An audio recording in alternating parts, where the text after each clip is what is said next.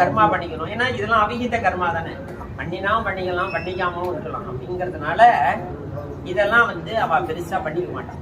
சர்ச்சையோ சதாபிஷேகமாக பெருமாளுக்கு ஒரு பொங்கல் பண்ணிட்டு அம்சி பண்ணிட்டு அப்படிதான் இருந்திருப்பா ஒரு 50 வருஷத்துக்கு முன்னாடி. நம்ம இப்ப எல்லாமே பண்ணிக்கிறோம். ஏன் பண்ணிக்கிறோம்னா நம்ம கோவிலுக்கு போறதுங்கிறது கம்மியாயிடும் இல்லையா.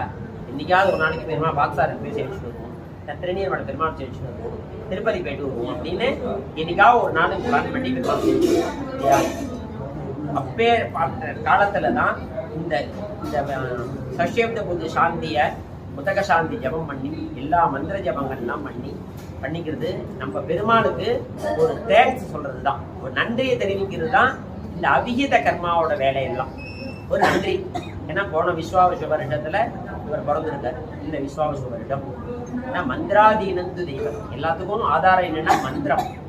எந்த மந்திரம் அப்படின்னு கேட்டேன்னா, இவர் அப்பா இவர் குழந்தையா இருக்கும்போது கையில 11ஆவது நாளைக்கு இது புண்ணியாக வாஜனம் பண்ணும் போது அயங்குமார் ஜாதகர்மால வர மந்திரம் இது.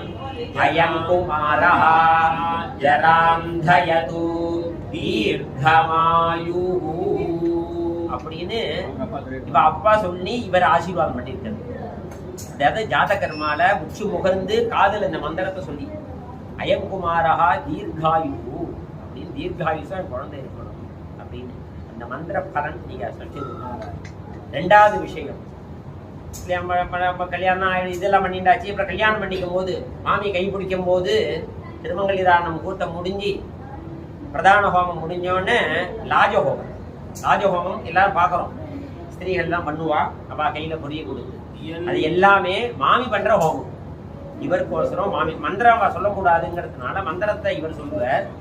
மாமி கையில பொரிய கொடுத்து அதுல மந்திரம் என்ன சொல்றது அப்படின்னா,